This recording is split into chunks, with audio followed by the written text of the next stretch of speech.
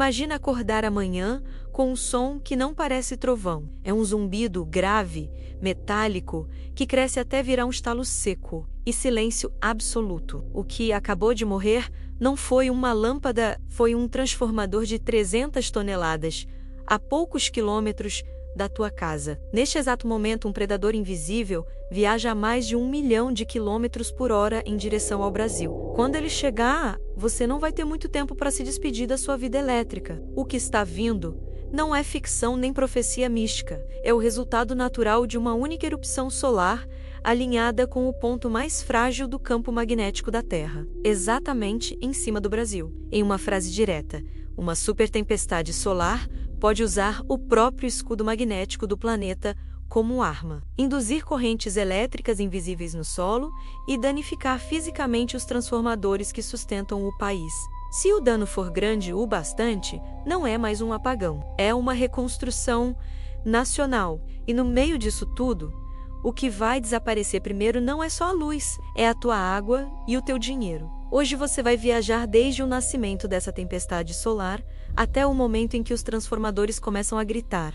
As barragens viram bombas relógio e os prédios se tornam prisões de luxo, sem água, sem elevador e sem saída fácil. Vai entender por que a anomalia do Atlântico Sul transforma o Brasil no alvo perfeito. Como as correntes geomagneticamente induzidas cozinham a rede elétrica por dentro e o que acontece com a tua vida quando o Pix, os cartões, os hospitais e os satélites forem, um a um, derrubados pelo clima espacial. Se você ficar até o fim, talvez nunca mais olhe para uma simples tomada do mesmo jeito. Quando uma supertempestade solar nasce, ela não parece o fim do mundo. Parece um detalhe no Sol.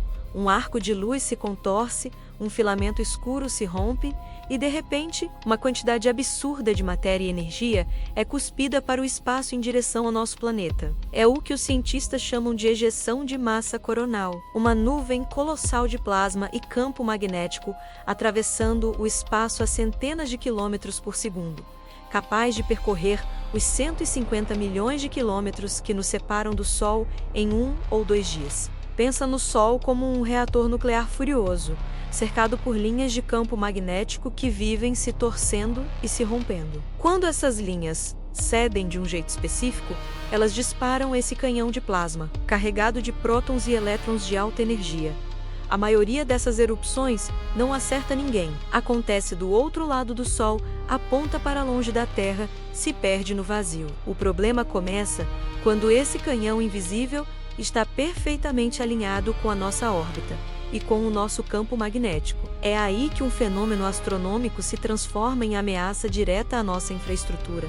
Essas partículas não chegam até nós como um raio de luz, mas como uma nuvem gigantesca, difusa, que carrega junto linhas de campo magnético distorcidas. É como se uma tempestade elétrica em escala planetária estivesse vindo na nossa direção. As auroras que aparecem em latitudes muito baixas, tingindo o céu de vermelho, seriam lindas e seriam um aviso. O espetáculo visual é só a casca dessa história. O perigo real está em como esse plasma manipula o campo magnético da Terra, o escudo invisível que normalmente nos protege sem a gente perceber. Imagina uma bolha sendo esmagada por um jato de água violento. O campo magnético da Terra funciona como essa bolha. É comprimido no lado voltado para o Sol, esticado no lado noturno e começa a oscilar como uma corda gigantesca. Essas oscilações geram variações intensas no campo magnético ao redor do planeta, e variações de campo magnético geram correntes elétricas. Em escala continental, é aqui que a supertempestade deixa de ser um show distante no espaço e começa, em silêncio, a escrever o roteiro do apagão que pode atingir o Brasil. O detalhe é que essa vulnerabilidade não é igual em todo lugar do planeta. E por azar geofísico, o Brasil está numa das piores posições possíveis.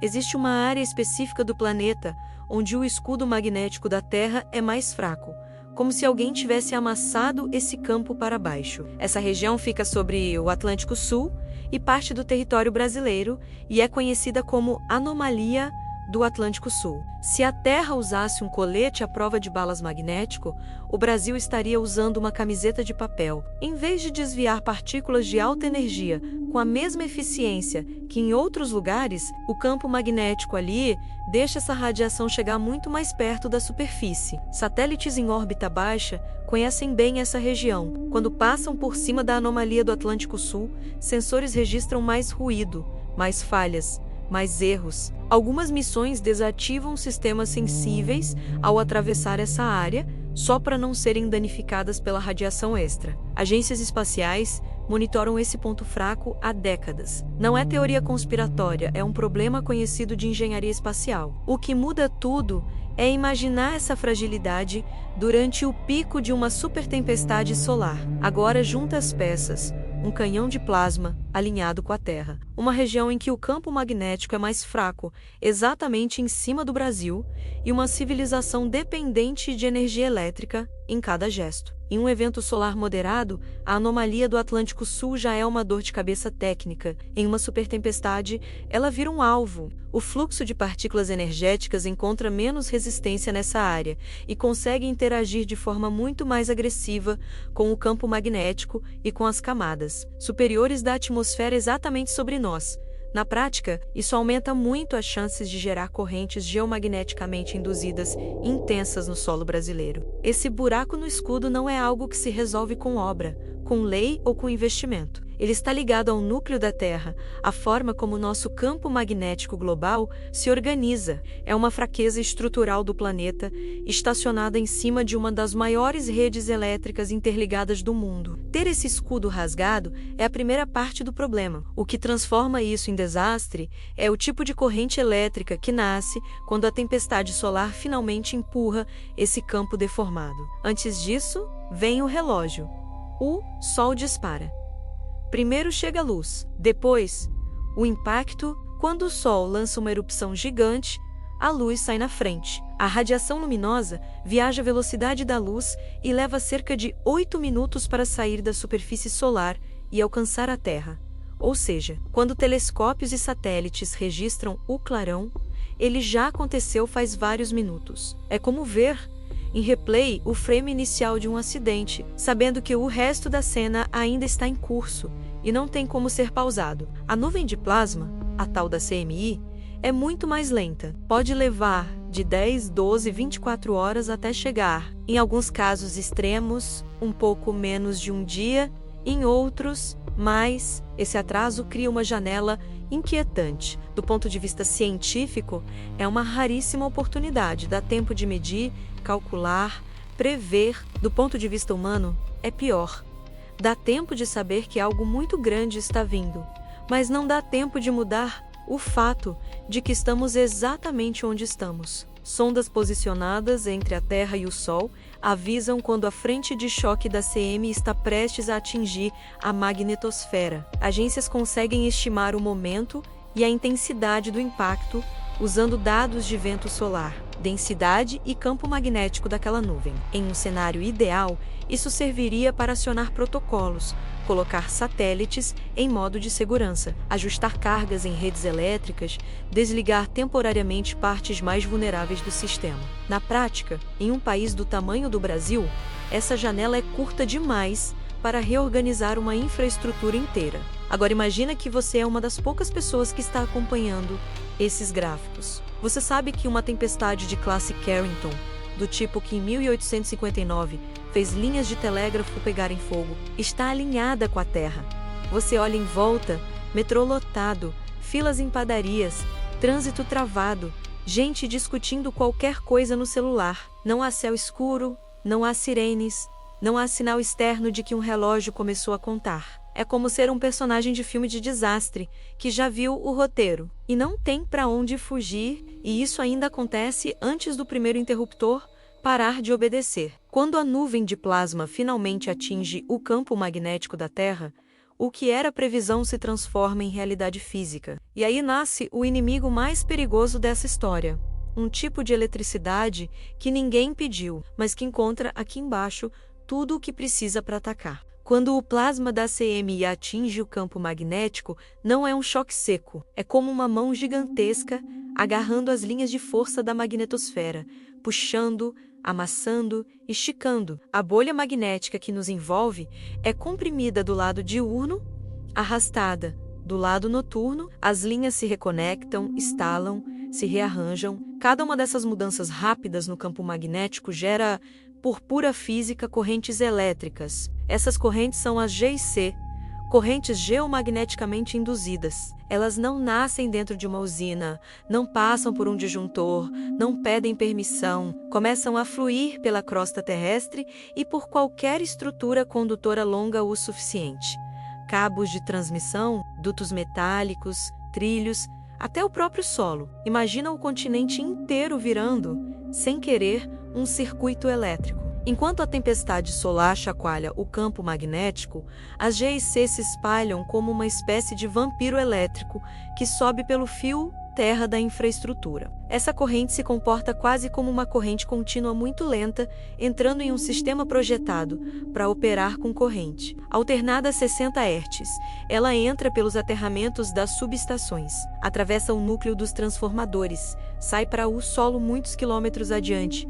Não foi planejada. Não é bem interpretada pelos sensores convencionais. E, principalmente, força o transformador a operar em um regime para o qual ele não foi desenhado. É como se você obrigasse um atleta de elite a correr uma maratona usando um colete cheio de pesos que ninguém contou para ele. No começo ele corre, faz força, o desempenho até parece normal, mas por dentro, músculos, tendões, coração, tudo está sendo desgastado em dobro. Com os transformadores, o excesso de fluxo magnético no núcleo faz o metal vibrar de maneira anormal. O ruído muda, o aquecimento interno aumenta. A partir daqui, as máquinas começam a reclamar muito antes das pessoas perceberem. E toda essa corrente invisível encontra no Brasil um conjunto de antenas perfeitas. A rede elétrica brasileira foi construída para interligar o país inteiro. Linhas de transmissão de alta e extra-alta tensão cruzam centenas e até milhares de quilômetros, levando energia de grandes hidrelétricas distantes até os grandes centros urbanos. Em tempos normais, isso é um orgulho de engenharia.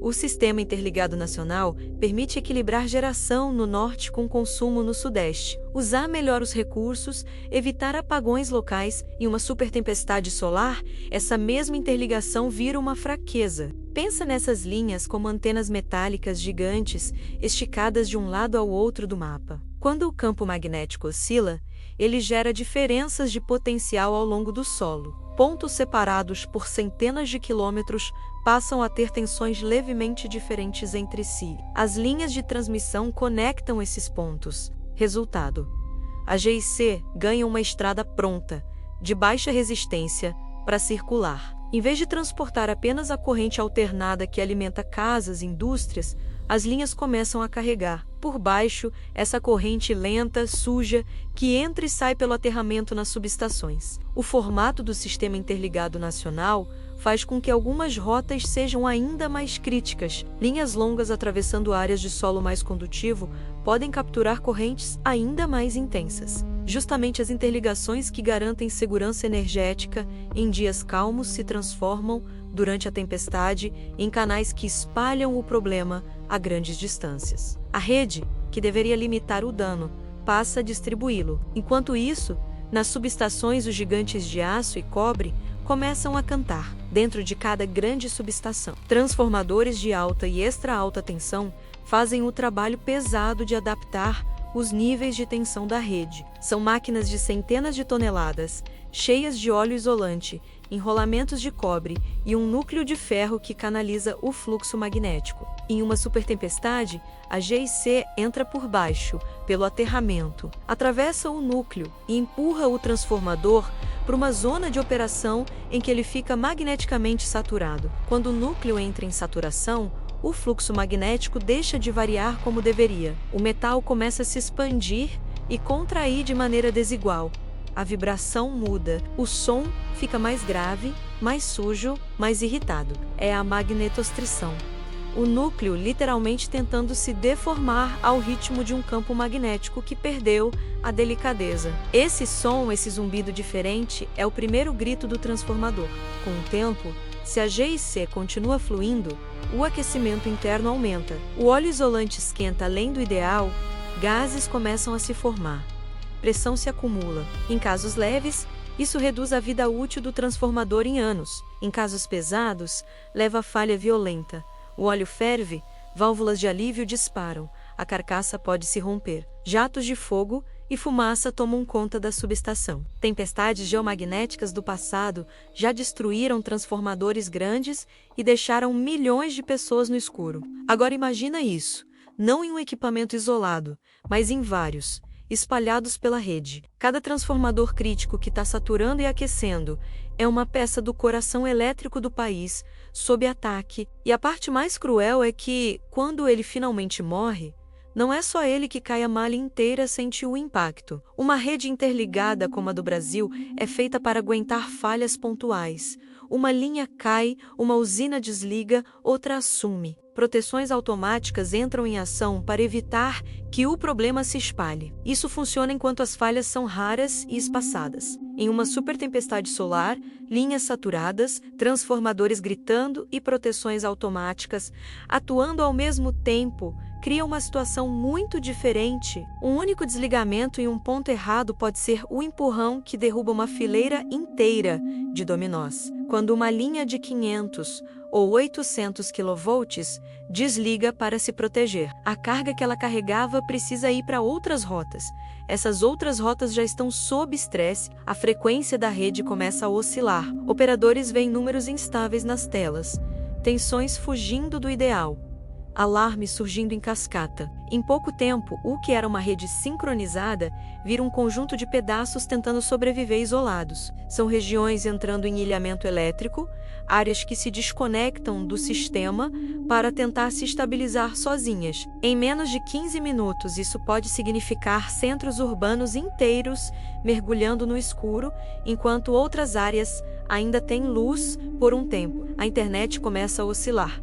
Links importantes caem. Cabos submarinos que carregam tráfego internacional também estão sob estresse em eventos extremos desse tipo. Tudo isso dá, para quem está na ponta, a sensação de uma pane repentina. Mas a consequência vai muito além da iluminação, porque, a partir daqui, toda vez que o país tentar ligar a chave geral de novo, vai descobrir que em muitos lugares a chave não existe mais. E é nesse cenário de falha em cascata que as maiores máquinas do Brasil, as hidrelétricas, entram em um jogo perigoso. Itaipu, Belo Monte, Tucuruí e tantas outras são símbolos de energia estável. Centenas de metros de concreto, segurando massas de água absurdas, girando turbinas gigantescas dia e noite. Em tempos normais, um exército de sensores, computadores e operadores controla cada detalhe. Abertura de comportas, rotação das turbinas, sincronização com a frequência da rede. Em um colapso em cascata, com a rede lá fora se fragmentando, essa coreografia perfeita é quebrada. A GIC não atingem só transformadores em subestações distantes. Elas podem entrar por estruturas metálicas associadas às usinas, afetar transformadores internos, interferir em sistemas de controle, equipamentos eletrônicos podem travar, reiniciar, mostrar dados incoerentes. A usina, que antes obedecia a pedidos da rede, gere mais, gere menos. De repente está isolada, com uma carga imprevisível do outro lado, ou sem nenhuma carga, porque tudo desligou. Agora, pensa numa família que mora numa cidade logo abaixo de uma grande barragem. À noite, a luz cai como em qualquer apagão. Só que dessa vez, as sirenes de emergência não tocam, não porque tá tudo bem, mas porque os sistemas de alarme dependem de energia que também desapareceu ou está sendo racionada. A superfície da água, nada parece anormal. Não há rachaduras cinematográficas. O perigo está nas salas de máquinas, nas turbinas sob esforço estranho, em válvulas que demoram a responder, em sensores que param de enviar dados. Mesmo sem um cenário de rompimento, a perda de controle fino já é o suficiente para transformar essas obras em peças delicadas, usinas que não conseguem se sincronizar de volta com a rede, ou que precisam permanecer em modos limitados por falta de segurança. Atrasam qualquer tentativa de religar o país. A água está lá, a barragem está em pé, mas a capacidade de transformar isso em energia regular desaparece. E é justamente enquanto isso acontece nas entranhas da infraestrutura, que na superfície começam os primeiros segundos do apagão, do ponto de vista humano. São 3h17 da manhã. A frequência da rede, que deveria estar em 60 Hz, cai para 59,8, em menos de 90 segundos. 2 subestações estratégicas entram em proteção automática. Não é sabotagem, não é ataque cibernético, é o sol puxando o tapete. Nos primeiros 10 segundos em que a luz cai na tua casa, parece mais um apagão estranho. As lâmpadas piscam com força, alguns aparelhos fazem um estalo seco, telas congelam em um hospital, monitores de UTI dão um último brilho antes de apagarem, enquanto geradores ainda estão subindo rotação. Em um avião cruzando o interior do país, o painel acende avisos de navegação e comunicação instável. Nas salas de controle, o mapa do Brasil vira um festival de alarmes vermelhos. Entre 10 e 30 segundos, o barulho eletrônico cotidiano desaparece. No Brexentrum, por instantes, alguns geradores disparam, mas a rede externa, o tecido que conecta tudo, já se rompeu em vários lugares. No centro de uma capital, semáforos se apagam de uma vez. Elevadores param entre andares, trens do metrô travam dentro de túneis. Lá fora, a cidade mergulha numa escuridão mais densa que o normal, seguida por um silêncio que causa arrepio em quem está acostumado ao zumbido constante de ventiladores, neon e tráfego. Dos 30 aos 60 segundos, as pessoas começam a testar o óbvio. Pegam o celular, a bateria está cheia, mas não há sinal, nem de dados, nem de voz. Nenhum aplicativo carrega. Mapas travam. Em casas com rádio simples, quem gira o botão só ouve chiado. No litoral, o mar continua se mexendo como se nada tivesse acontecido, mas portos ficam cegos sem radares e sistemas de controle. Em comunidades isoladas, geradores locais falham, junto com a luz do resto do país, mas ninguém sabe se o problema é só ali ou em todo lugar. Entre 60 e 90 segundos, quem trabalha com sistemas críticos já sente que algo está fora do padrão. Em uma usina, operadores olham para instrumentos analógicos que ainda funcionam e veem leituras que não batem. Em uma torre de controle, a perda simultânea de vários radares e canais de comunicação parece impossível de atribuir a uma falha isolada. Em um prédio comercial, seguranças tentam abrir portas pesadas manualmente, enquanto centenas de pessoas no escuro tentam adivinhar se foi um ataque, um problema em uma usina específica ou só um apagão gigante. Ao fim desses primeiros 90 segundos, o que a população tem é só a sensação: escuro, silêncio de sinal, falta de informação. Não há gráfico, não há mapa em tempo real, não há comunicado oficial. Só a experiência individual de estar desconectado. Mas, no plano elétrico, o estrago já passou do ponto em que apertar um botão resolve. E o que acontece nas próximas horas começa a mudar não só a iluminação, mas a forma como as pessoas se enxergam dentro da própria cidade. Nas primeiras horas, a maioria ainda espera que seja um grande apagão normal. Sempre voltou antes. Já volta. Só que dessa vez, os pequenos sinais vão acumulando um incômodo diferente. O celular continua sem serviço, mesmo mudando de lugar. Nenhuma mensagem nova, nenhuma notícia. O rádio do carro continua mudo. Em casa, a geladeira começa a perder o frio. O congelador pinga. Cada vez que alguém abre a porta para só dar uma olhada, sente que está gastando um recurso que talvez não volte tão cedo. Para quem mora em edifícios altos, o dia vira uma maratona vertical. Sem elevadores, subir 10, 15 andares vira exercício pesado. Idosos, pessoas com mobilidade reduzida ou problemas de saúde ficam literalmente presos onde estavam. Cruzamentos sem semáforos viram arenas de paciência e nervosismo. Alguns improvisam a gentileza, outros aceleram na base do quem tiver mais coragem passa primeiro. Em hospitais, geradores entram em ação, mas diesel não é infinito, e a pergunta quanto tempo temos deixa de ser teórica. No comércio, supermercados e farmácias se tornam pontos de ansiedade. Caixas eletrônicos estão mortos. Máquinas de cartão são só peças de plástico. O Pix, que parecia uma extensão natural do corpo, simplesmente não existe. Quem tem dinheiro em espécie ainda compra alguma coisa. Quem depende exclusivamente de meios digitais descobre, na prática, o que significa ver toda a sua riqueza presa em servidores inatingíveis. Prateleiras de água, de comida enlatada, de velas e pilhas começam a esvaziar rápido. Enquanto isso, algo muito mais importante que o conforto começa a ser afetado: a água. Em cidades grandes, a água não sobe sozinha. Ela é empurrada para caixas d'água e reservatórios por bombas elétricas. Sem energia, essas bombas param. Quem mora em casas térreas ainda tem água nas primeiras horas, enquanto a coluna da rede urbana esvazia. Quem mora mais alto percebe que a pressão cai até virar um fio, e depois nada. Banho vira luxo, e dar descarga vira cálculo. E beber água vira prioridade absoluta. O mais perigoso é que, mesmo assim, quase ninguém entende que isso não é um blackout comum. Em menos de 24 horas, o problema já não é mais só: não consigo carregar o celular ou a comida vai estragar. Ele começa a mudar o comportamento. Gente descendo com baldes e garrafas para procurar qualquer torneira que ainda tenha algum fio de água. Discussões em filas que não andam. Tentativas de seguir com a rotina batendo de frente com a realidade de ruas escurecidas, lojas sem sistema, serviços suspensos, porque o apagão de verdade não começa quando a lâmpada apaga. Ele começa quando o teu saldo e a tua torneira deixam de existir.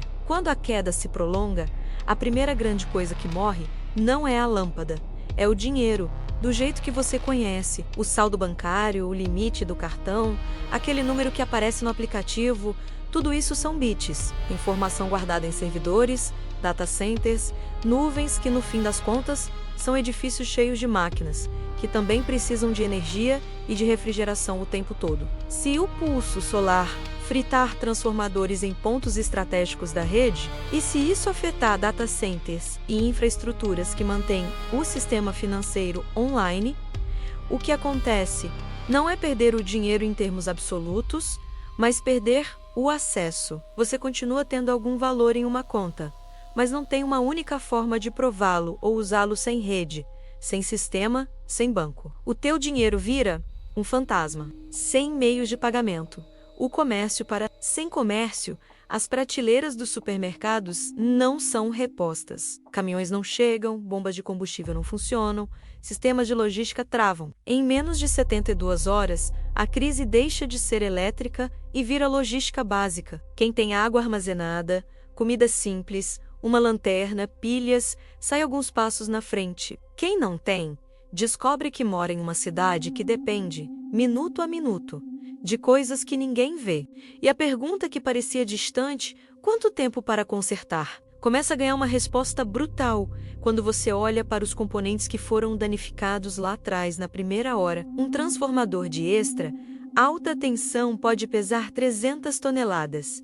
Não é um aparelho que você compra pronto em estoque. São máquinas feitas sob encomenda, muitas vezes com prazos de produção de 1 ano e meio, 2 anos. Existem poucos fabricantes no mundo capazes de entregar equipamentos desse porte, e o estoque global é pensado para emergências pontuais, não para reconstruir dezenas de nós ao mesmo tempo. Quando uma única peça dessas queima, já é um problema sério. Quando dezenas ou centenas queimam ao mesmo tempo, é um gargalo. Cada país atingido entra numa fila global, por materiais, por engenharia especializada, por transporte, e, em um cenário em que a tempestade atingiu várias nações, o Brasil não estaria sozinho pedindo ajuda. O século XXI, naquele pedaço de mapa, começa a funcionar com a capacidade de reposição do século XX, ou XIX.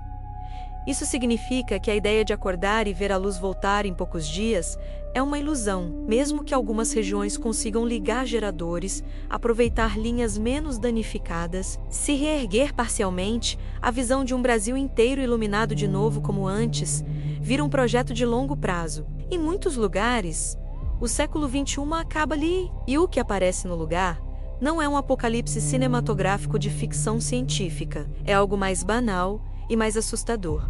Um retorno forçado a uma vida em ritmo analógico. Sem eletricidade confiável, as grandes cidades brasileiras vão perdendo, uma a uma, as camadas daquilo que as torna modernas. sinais de trânsito seguem apagados. Metrôs funcionam mal ou param. Trabalho remoto some. Ruas que antes eram iluminadas por LEDs brancos passam a ser cortadas por velas, lamparinas, pequenas fogueiras nas calçadas. À noite, o céu escurece de um jeito que muita gente nunca viu. Um negro profundo, pontilhado de estrelas, às vezes cortado por auroras vermelhas, em latitudes onde elas nunca deveriam aparecer. Sem geladeira, a cozinha muda. Alimentos frescos estragam rápido. Carne vira luxo de poucas horas. A alimentação diária volta para o básico que não depende de frio. Grãos, enlatados, raízes, o que puder ser cozinhado na hora, fogareiros, aparecem em lajes e calçadas. O cheiro de gás e de lenha volta a ser parte do som e da paisagem. A comunicação volta ao passo humano. Sem redes sociais, sem mensageiros instantâneos, sem ligações de longa distância, notícias passam a viajar na boca das pessoas. Um parente que vem de outra cidade vira fonte primária. Um caminhoneiro que cruzou metade de um estado vira veículo de informação. Boatos correm mais rápido que fatos. Teorias, medos, explicações mágicas tentam preencher o vazio deixado pela ausência completa de atualizações oficiais em tempo real. Enquanto as capitais lutam com essa nova realidade, muitas comunidades pequenas, que já viviam com poucos serviços, se adaptam de outro jeito. Lugares com pequenas centrais hidrelétricas, geração a diesel, acesso direto a rios, produção local de alimentos, às vezes conseguem montar arranjos mínimos de sobrevivência. Nada confortável, mas mais estável do que em prédios altos sem água. O que antes parecia atraso, não depender tanto da internet, do cartão, do elevador, vira vantagem. É o século XXI olhando pela primeira vez para o século XIX no espelho. Nesse cenário, a linha entre o interior atrasado e a metrópole avançada muda de sinal. As grandes cidades densas, cheias de gente, se tornam difíceis de sustentar. Áreas com menos gente e mais recurso natural por pessoa ganham importância. E o mapa do Brasil, visto de longe, deixa de ser aquele desenho unificado de luzes. Vira uma colcha de retalhos, pequenas ilhas de energia cercadas por um mar de escuridão, cidades próximas a usinas que não foram destruídas e ainda conseguem operar, em modo isolado talvez acendam algumas luzes. Hospitais nessas regiões viram polos de atração, gente de longe começa a migrar, buscando atendimento, emprego, qualquer coisa que pareça normalidade. Regiões que dependiam exclusivamente de longas linhas de transmissão, atravessando áreas severamente afetadas pela GIC, ficam apagadas por muito mais tempo. Nelas, a escolha individual começa a ganhar uma cor mais dura. Ficar e aprender a viver em ritmo pré-industrial, ou partir carregando o pouco que dá para levar. Enquanto isso, lá fora, o resto do planeta está olhando, satélites que ainda funcionam, olhando para a face noturna da Terra. Enxergam algo estranho. Uma das maiores manchas de luz do hemisfério sul, a costa brasileira, simplesmente sumiu. Do espaço, o recorte do apagão é óbvio. Centros de monitoramento cruzam isso com dados das sondas solares e não tem dúvidas. A tempestade pegou em cheio, e quem estava embaixo da anomalia do Atlântico Sul levou a pior. Nos mercados internacionais, o sumiço temporário do Brasil não é apenas uma curiosidade, é a maior economia da América do Sul, fora do jogo por tempo indeterminado. Commodities ligadas ao agronegócio brasileiro oscilam, contratos são suspensos, rotas de navios são revistas. Países que dependem dos nossos grãos, minérios e outros insumos começam a perguntar: por quanto tempo conseguimos aguentar sem eles? Ao mesmo tempo, o apagão brasileiro pressiona outros sistemas. Rotas de internet, cabos submarinos, satélites de comunicação que usavam o país como ponte, precisam ser rearranjados. A carga de dados é desviada para outras rotas, gerando sobrecarga e atrasos em lugares que, até então, pareciam estáveis. Aquela ideia de apocalipse da internet, que muita gente considerava exagero, passa a ter uma cara, a de um país inteiro que some da malha de conexões como se nunca tivesse existido. Governos e organismos internacionais debatem como ajudar, mandar transformadores, equipes, geradores, caminhões de suprimentos parece óbvio, mas, num cenário em que a tempestade afetou também outras regiões do mundo, esses mesmos recursos estão em falta em vários lugares. Cada país tenta consertar a própria rede, estabilizar a própria população, manter a própria economia respirando. O mundo inteiro entra em modo de emergência. E nessa situação, a pergunta não é só quem precisa mais, mas quem ainda consegue ajudar sem cair junto. É nesse ponto que a história deixa de ser só sobre um apagão no Brasil e encosta numa questão maior. Como é que uma civilização que depende de fluxo constante, de energia e dados se comporta quando uma única estrela, seguindo ciclos naturais, resolve lembrar todo mundo de que ela não está sob nosso controle? Depois de um colapso assim, a pergunta não é só quando a luz volta, principalmente, vale a pena voltar para o mesmo modelo? A supertempestade expõe algo que a gente geralmente prefere ignorar. Construímos uma sociedade hiperconectada, hiperdependente, em cima de sistemas sensíveis a um fenômeno que acontece a 150 milhões de quilômetros, mas que pode nos atingir em 1 ou 2 dias. Alguns vão defender reforçar o que já existe, instalar mais dispositivos de bloqueio de GIC, criar rotas alternativas, desenvolver transformadores mais robustos e montar estoques mínimos estratégicos e melhorar protocolos de resposta a alertas de clima espacial. Outros vão argumentar que verdadeira resiliência passa por descentralizar, investir mais em micro, redes locais, em geração distribuída, em comunidades capazes de operar parcialmente isoladas quando a malha principal desmorona. Para quem vive na base, essas discussões podem parecer abstratas, mas elas definem que tipo de país e de mundo vai nascer desse tipo de choque. Um Brasil que reconstrói tudo do mesmo jeito, só com remendos, carrega a mesma vulnerabilidade para o futuro. Um Brasil que aproveita o trauma para redesenhar a infraestrutura pode sair mais preparado. A diferença está nas decisões tomadas antes da próxima tempestade. Existe também uma mudança silenciosa na cabeça das pessoas. Depois de experimentar o silêncio elétrico, ver o céu sem o brilho das cidades, sentir na pele o que é depender de um copo de água que não sobe mais pela torneira, muita gente nunca mais olha para a energia como algo garantido. Surgem movimentos que falam de autonomia mínima, de ter água armazenada, lanternas, rádio a pilha, ferramentas que não dependem de bateria. Gente que passa a valorizar comunidades onde ainda se sabe fazer coisas com as mãos. E, curiosamente, o medo muda de forma... Deixa de ser medo só do evento em si e passa a ser medo de repetir o erro de ignorar o aviso. Porque a pergunta não é se outra supertempestade solar pode acontecer. Ela pode... A pergunta é se. Quando acontecer, a gente vai estar em condições de suportar o impacto sem desligar o século inteiro junto. Depois de tudo isso, talvez a pergunta mais honesta não seja: será que isso vai acontecer? Mas o que eu faço?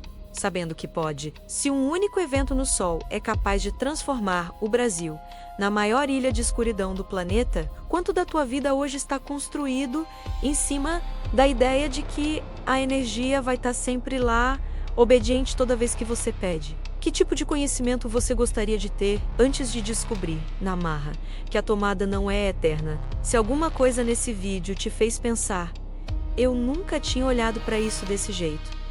Me conta nos comentários qual foi esse ponto. Você consegue imaginar a tua cidade depois de uma semana sem energia? Você se enxerga tentando sobreviver em uma mega cidade no colapso ou em uma comunidade menor, mais autônoma? As tuas respostas dizem muito sobre o tipo de futuro que você vê para si e para a humanidade. Se você quiser se aprofundar mais nesses cenários extremos e nos mistérios que a ciência já começa a admitir sobre o começo, o fim e o sentido da nossa existência, dá uma olhada no link que está fixado no primeiro comentário. Lá você encontra um material especial chamado Mistérios Proibidos do Universo, para quem quer ir além do que dá para contar em um único vídeo. E se, depois de ver o Brasil apagar, você quiser entender para onde a humanidade pode ir quando a própria Terra deixar de ser habitável, o próximo passo está a um clique de distância. Tem um vídeo aqui no canal em que a gente viaja por cidades subterrâneas, mega estações orbitais, mundos de gelo nas bordas do sistema solar e até megaestruturas ao redor de outras estrelas, explorando possíveis caminhos para fugir de um Sol que ficou hostil demais. Vale muito assistir na sequência para conectar esse apagão cósmico com o futuro da nossa espécie. Se essa jornada fez sentido para você, não esquece de curtir o vídeo, se inscrever no canal e ativar as notificações. Assim você ajuda esse tipo de conteúdo a chegar em mais pessoas e garante que não vai perder os próximos capítulos dessa série sobre os riscos reais que o universo ainda guarda para nós.